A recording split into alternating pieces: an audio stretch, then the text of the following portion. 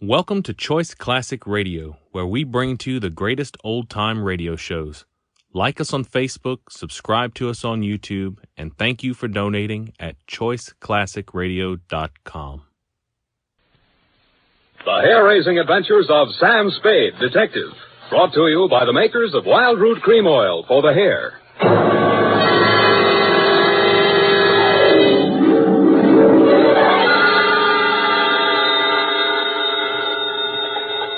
Sam Spade, Detective Agency. It's me, Effie. Oh, Sam, I've been worried about you. Sid Weiss was just on the phone, and he says digging up a corpse without a permit is against the law. It's all right, Effie. I just dug him up to say hello and put him back again. Oh, Sam. I'll be down in a couple of minutes to dictate my report, sweetheart. If I get lost on the way, you'll find me in City Hospital, the Psycho Ward, third straitjacket from the left.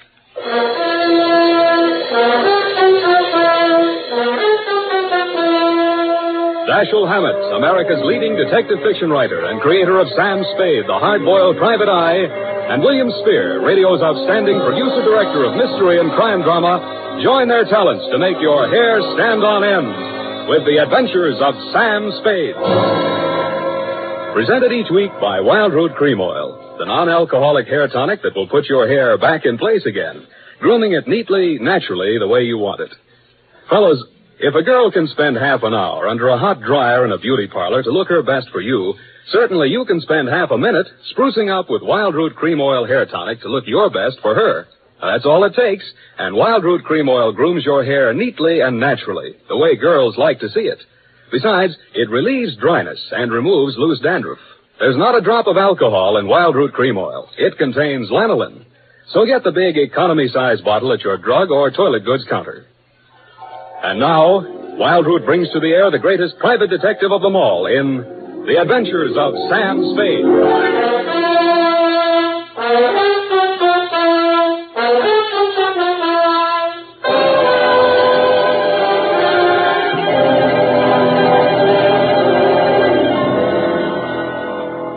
Date, August 2nd, 1946. To Mrs. Gregory Denhoff. Subject, death of Dr. Denhoff. I was sitting in my office with nothing to think about except a horse named Corkscrew Jr. My secretary, Effie Perrine, came in and said there was someone outside. I didn't look up from the dope sheet, so she said it again. Someone outside, Sam. What's he look like? Blue double-breasted custom-made suit, Countess Mara tie, hand-tailored shirt, English shoes, hand-trimmed Van Dyke. Get me a blank check and send him in. Okay, Sam. Please come in. Mr. Spade will see you now, sir. Thank you. You are Mr. Spade, Sam Spade. What can I do for you? I'm Dr. Gregory Denhoff, a psychoanalyst. I need your help. Lie down, doctor, and tell me all about it. I see you might also be noted for your sense of humor as well as your discretion. Who told you I was discreet? A man named Nicolaitis. Well, you tell Nicolaitis I think he's cute, too. What else does he say about me? That I can trust you with $10,000. Oh. Is this Mr. Nicolaitis one of your patients? No, he isn't. As a matter of fact, he's gotten possession of some private records of mine. Well, it's rather involved. Nicolaitis is shaking you down, and he picked me as the middleman, is that it? This is not an ordinary case of blackmail. Blackmail is blackmail, even if you do it in Technicolor.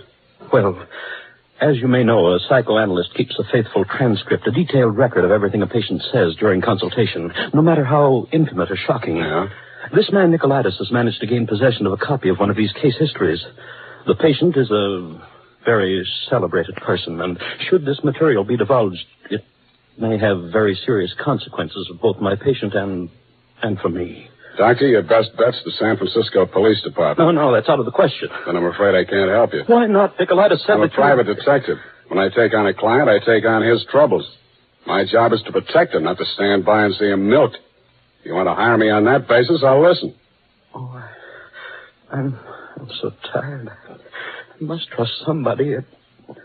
What can you do for me, Mr. Spade? Write me out a check for $1,000. Got a pen? Yeah. All right. You see, Nicolaitis figures that if I'm getting a cut, I'll have to keep my mouth shut. I'll spend it all the same. Here you are. Thanks. Now, what was the last thing Nicolaitis told you? That he would pick up the $10,000 here and deliver to you this file in question. Can you reach him? Yes. Call him. Tell him you've seen me. Tell him I won't do that kind of business in my office. Tell him to come to your house. I'll be there. What if he refuses? He won't. Tell him I have the whole 10,000. What time? How about in an hour? No, I'm sorry. We'll have to make it around 3 or... Oh, goodness, I'm late now. I really... That's a beautiful watch, Mr. Denhoff. Yes. Foreign? Yes. May I see it? My watch? Why, really, Mr. Spade, I'm very late. I have so many things to do, and I have to be at the Majestic Theater well before the matinee starts at 2:30. How are you going to see me at 3 o'clock if you're going to the theater? Oh, I'm not going to stay for the performance. Well, Mr. Spade, till 3 o'clock then. Oh, my office is in my apartment. The address is here on my card. It's the penthouse. Penthouse, huh? Okay, Doctor, I'll come formal. I'll wear the top to my bathing suit.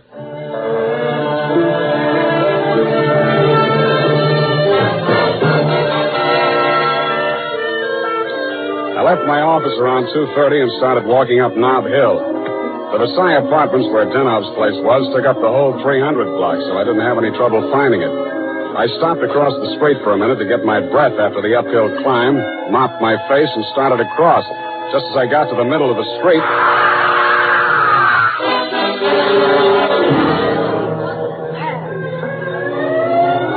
The crowd was packed in so close around I couldn't see who'd done the Brody, but I had a pretty good idea. The cops had the sidewalk roped off and guards posted at the building entrance. It took me maybe 20 minutes to elbow my way through and show my credentials. Sergeant Levine had the front door, so they let me in. Lieutenant Dundee of Homicide met me at the door of the penthouse. Hiya, Sam. What do you want? I want to see Dr. Denhoff. The doctor's dead. Dead? Yeah. He's my client. They can't do this to me. How? Hit a Brody out the window. What are you here for? To see his wife. Okay with you? Why not? She's inside. Thanks. Mrs. Denhoff, please. With all due respect for your grief, I must have the keys to the cabinet where Gregory kept his confidential files. You realize that you wished me to take charge of his patients and that I am responsible. All this police and so on. Oh, we must get those files out of here as soon as possible. Yes? My name is Spade. I am Dr. Zoya. I was poor Dr. Denhoff's oldest friend. If there's anything I'd like to see you, Mrs. Denhoff, alone. But you police have already asked her so many questions. You see, she's not in the... I'm not with the police. I'm a private detective. I was working for Dr. Denhoff. A private detective? He was in trouble, you see. You see, Dr. Sawyer, the police won't believe me. Mr. Spade, you'll tell them. You'll tell them he didn't commit suicide. Well, Mrs. Denhoff, I guess that takes care of everything here. It's clearly suicide. Oh, idiot. Blind, stupid idiot. Suicide. My husband, he treated suicides. He would never... No, please. It will be all right, my dear. I'm sorry. She's hysterical. If I had the time, I would... Tell them. Please, Mrs. Denhoff. The undertaker has been arranged for burial at 7 o'clock, Beit Israel Cemetery. Now, please, the key to Gregory's files. Here, take it and go. Go ahead, all of you. Okay, we'll call you now. Oh, I'm so sorry, gentlemen. This hysteria, a simple traumatic condition. If I only had the time. Who can I turn to?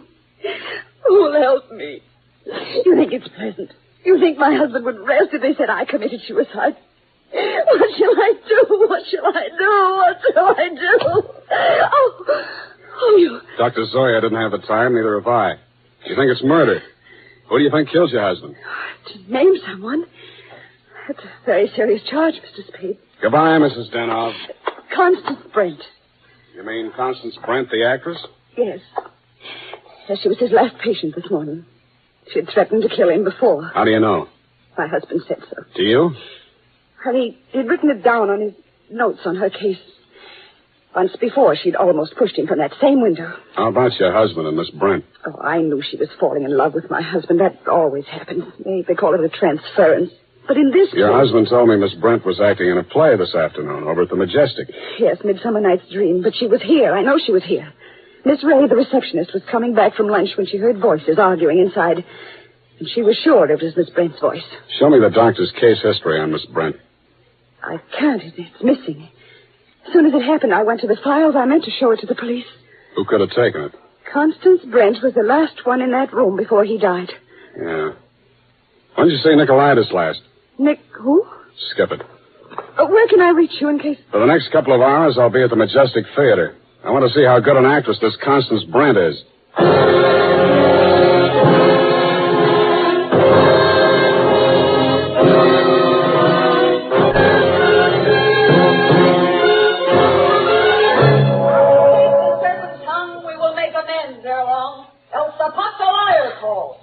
So good night unto you all. Give me your hands if we be friends, and Robin shall restore amends. Yes? Miss Constance Brent's dressing room? What do you want? I want to talk to Miss Brent. Well, you can talk to me. I'm her husband. So you're Mr. Brent. I'm Jonathan Wallace. She's Mrs. Wallace. Now, what do you want with my wife? I've come to tell her that Dr. Denhoff is dead. Are you sure? You tried falling from a 12th floor window sometime. Well, that's the best news I've heard this year.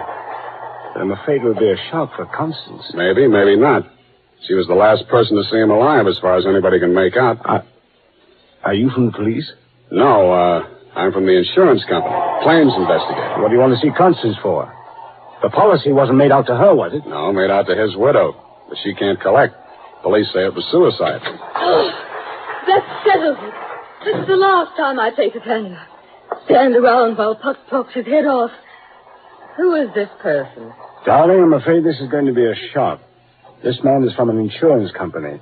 Dr. Denhoff is dead. Oh, what a pity. What happened? The police say he jumped. His wife says he was pushed. She also says that you, Miss Brent, might have been the pusher. Oh, now really, it's too absurd. How like a wife. What time did your play start this afternoon, Miss Brent? Matinee at 2:30, always. Always. And the late lamented Dr. Denhoff jumped at 3 o'clock. I didn't say he did. Doesn't this news, shock you? But of course. Do you think good psychoanalysts are easy to find? Looks like your next doctor will have to start from scratch. Your case history seems to be missing from Dr. Denhoff's files. Missing? No. What is it? Has a man named Nicolaitis been in touch with you? I've never heard of him. Chances are you will. Does he have Dr. Denhoff's notes on my case? Could be. This is frightful. Hot reading, huh? You seem to know this person, Nicolaitis. Get that file for me, and I'll pay you well for it. Just a minute, my lovely Titania. We don't know who this man really is. He might even be Nicolaitis himself. Let me see your company credentials. Now, what do you know? Somebody picked my pocket. My wallet's gone. I thought so. All right, you tell me who you are. I'll call the police. Oh, no, Jonathan. No police. Let's get off the merry-go-round. My name is Spade. You'll find me in the phone book under S. My office is open until 6 o'clock. And if a man answers, don't hang up. It'll be me.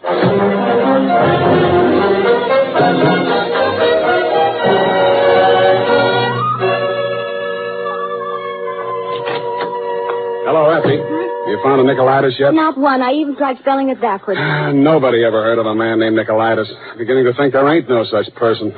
Pardon me, do I hear my name mentioned? I'm Nicolaitis. Sam, I still think you're right. Come all the way in, Mr. Nicolaitis. Sit down. Oh, thank you.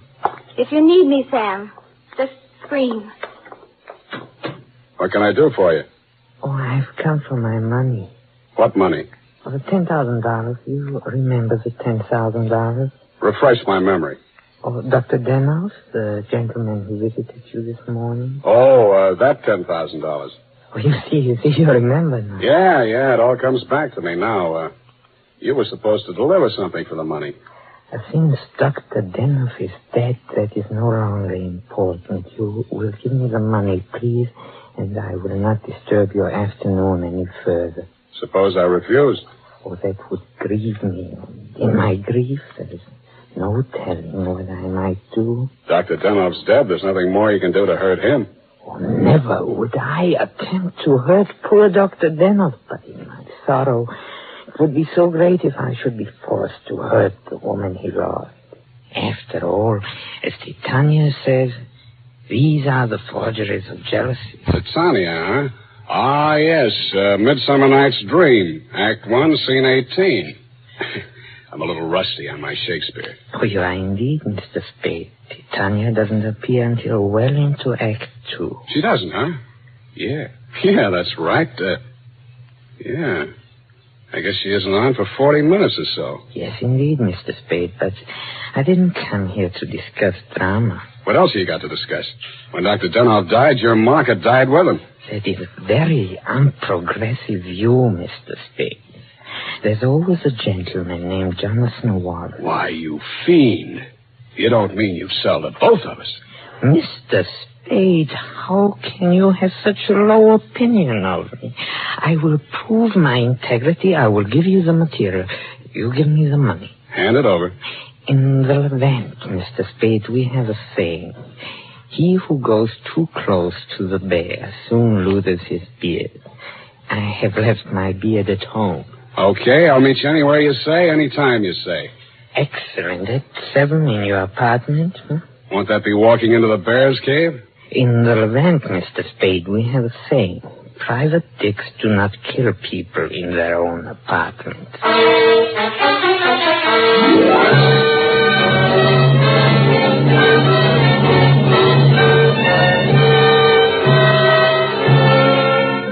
It was then 6 p.m. I called Effie for messages. She told me that you had been phoning frantically, Mrs. Denhoff. I still had maybe 30 minutes before Nicolaitis was due at my apartment, so I breezed on up to your place on the hill. We had a very interesting chat. Remember, Mrs. Denhoff? Looking back on it, that was probably the most interesting conversation we had. Funny, I can't remember much of anything you said, but it was so cozy there in your place.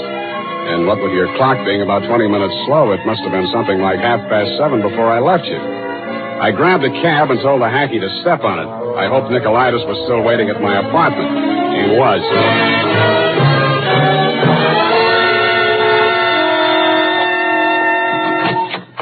Mr. Nicolaitis, I'm sorry to be late.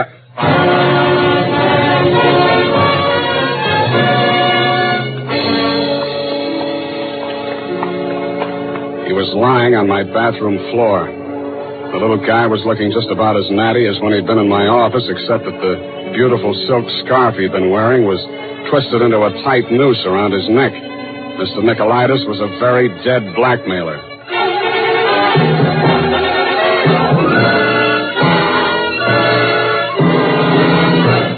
The makers of Wild Root Cream Oil are presenting the fourth in a new series of programs bringing to the air for the first time the adventures of Dashiell Hammett's famous private detective, Sam Spade.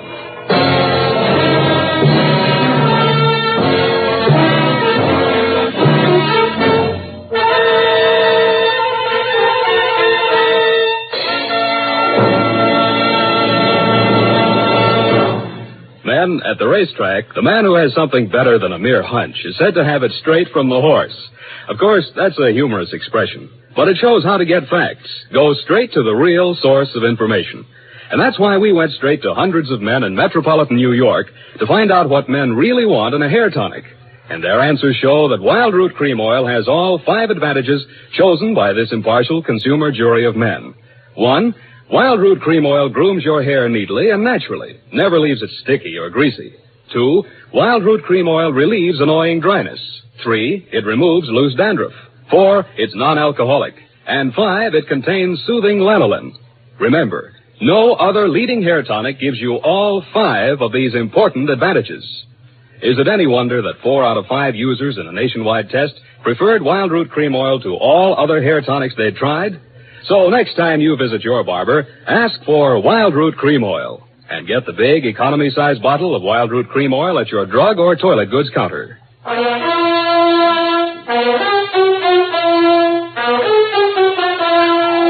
And now back to Sam and Psyche. Tonight's adventure with Sam Spade.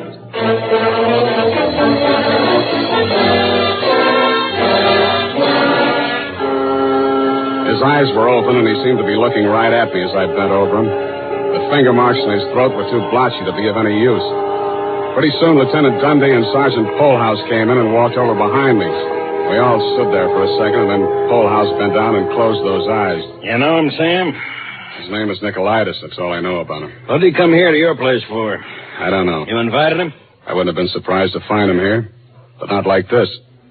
You boys got a smear on him yet? Sure. He's an old customer of mine. Runs a photo lab. Photostats, microfilm. Microfilm. Nobody makes any sense. They're all screwballs, psychos, neurotics. What am I doing in the middle of this anyway? Sam, don't scream at us. We're just doing a job. Oh, I'm sorry, boys. This Dr. Denhoff was my client. Mental expert. That Denhoff probably had a screw loose somewhere and needed a psychoanalyst himself. Say, maybe he was... Yeah. Hey, look, Dundee. I'm going out of here now. Do I call Sid Weiss and we go through all that again, or are you going to let me walk? Why, Sam, you can go. I know where you sleep. I'll wake you when I'm ready for you.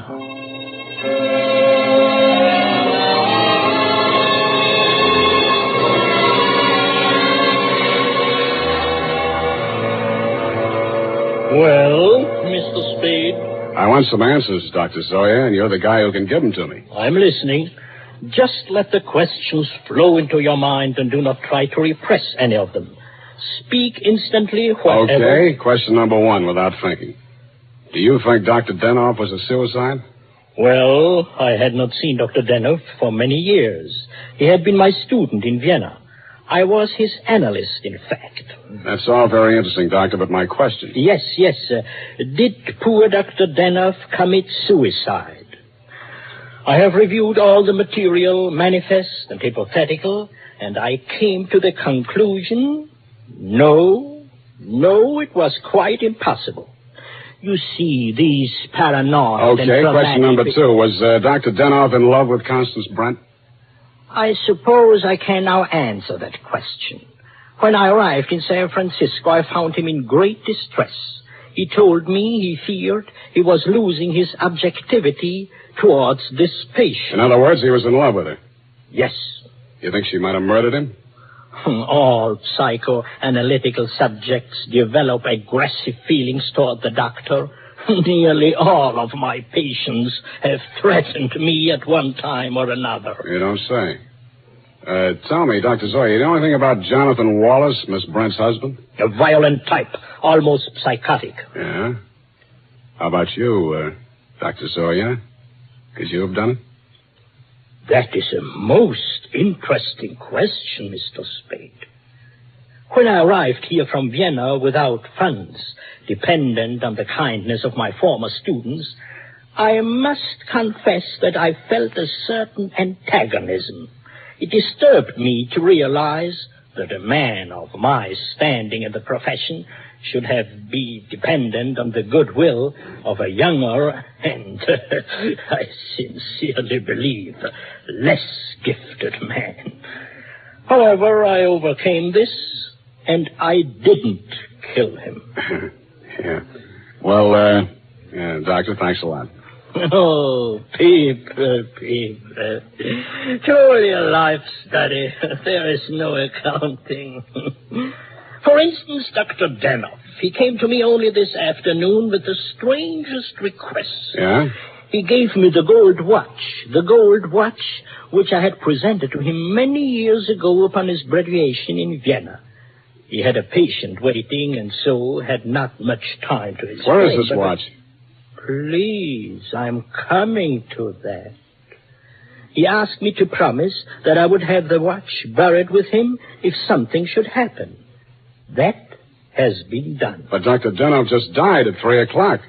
It is a Mosaic law that the deceased be buried before sundown. Thanks, Doctor. Thanks a lot. I hope I've been of some help. Doctor, you'll never know how much you've helped me.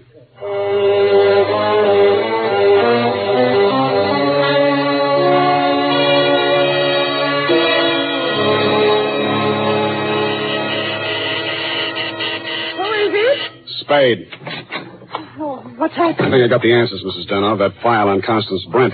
Your husband knew that you'd been going through it. Mr. Spade. Shut up and listen to me. He took it out of the files, had it microfilmed for his own private records, and destroyed the original. Really? The man who did the microfilming was Nicolaitis. He delivered one print to your husband and kept another for himself. He was murdered in my apartment for the copy he used to shake down your husband. The killer now has that copy, if it hasn't already been destroyed. But we can still put our hands on the first strip of microfilm, which you delivered to your husband. This is astonishing. How? It's in the gold watch, which was buried with him. Oh, the watch that Dr. Zoya... That's right. Denhoff made up his mind that whatever he knew about Constance Brent was going to go to the grave with him. What are you doing tonight? Nothing. And we got a date, sweetheart, you and I. I'll be back toward the wee hours. All paths lead to the grave. Ophelia, Act 6. Gregory's grave? But shouldn't we get a court order and have it done properly? The courts don't open until 10 in the morning, sweetheart, and Lieutenant Dundee's going to start asking me some questions about that stiff in my apartment before then. You see, baby, I can't wait.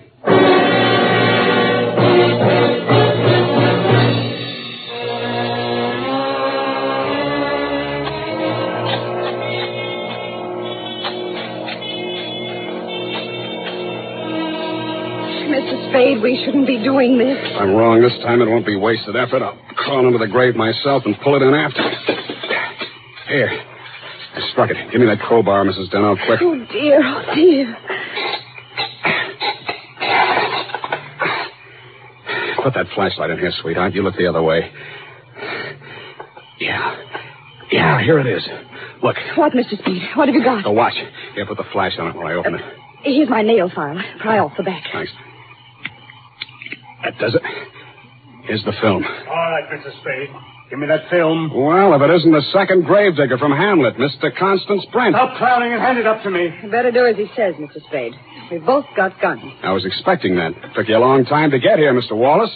How did dear Constance make out as Lady Macbeth? Just give me that film. Stop being an idiot, Wallace. The cemetery is crawling with cops. Put that gun away before you drop it and break your foot. Come up out of that grave, Spade, or you'll stay there forever. Okay, Dundee. All right. Get those hands up, everybody. Go ahead, Dundee. Make the pinch. Okay.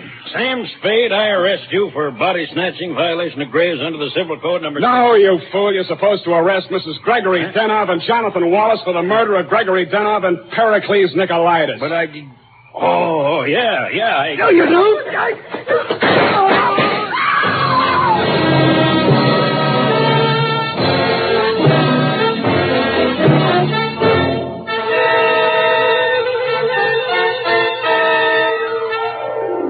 It was smart of you, Mrs. Denhoff, to make me late for my appointment with Nicolaitis. You did that so that Wallace could nail him in my apartment for the microfilm.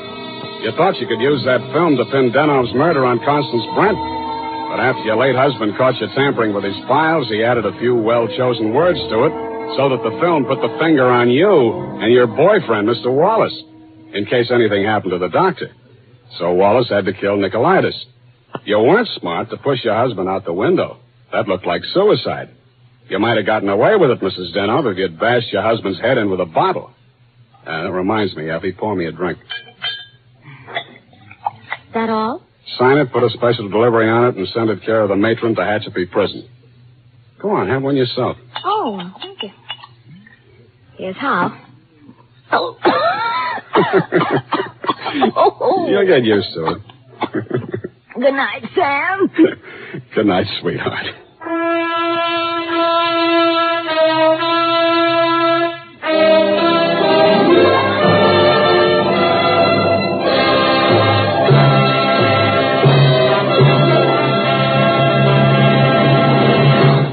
Wild Root Cream Oil presents The Adventures of Sam Spade, Dashiell Hammett's famous private detective, produced and directed by William Spear. Then, on these warm August days, the sun beats down on your hair, may leave it looking dry and brittle. That's why, now especially, you need Wild Root Cream Oil. This grand non-alcoholic hair tonic has just what it takes for summer grooming. It contains lanolin, the soothing oil that's so much like the oil of your skin. Wild Root Cream Oil keeps your hair neatly in place, gives it the handsome, successful look that helps you get ahead on the job. And Wild Root Cream Oil removes loose, ugly dandruff and actually relieves annoying dryness. So tonight, take the famous FN test. Check your scalp. Signs of dryness or loose dandruff tell you need Wild Root Cream Oil right away. Sam Spade is played by Howard Duff. Fred Essler was Dr. Zoya. Lorene Tuttle is Effie. Don't forget, next Friday, the three masters of the art of hair-raising, Dashiell Hammett, William Spear, and Wild Root Cream Oil, join forces to bring you another hair-raising adventure with Sam Spade. Smart girls use Wild Root Cream Oil, too, for quick, good grooming and to relieve dryness between permanents. Mothers say it's grand for training children's hair. Dick Joy speaking. This is ABC, the American Broadcasting Company.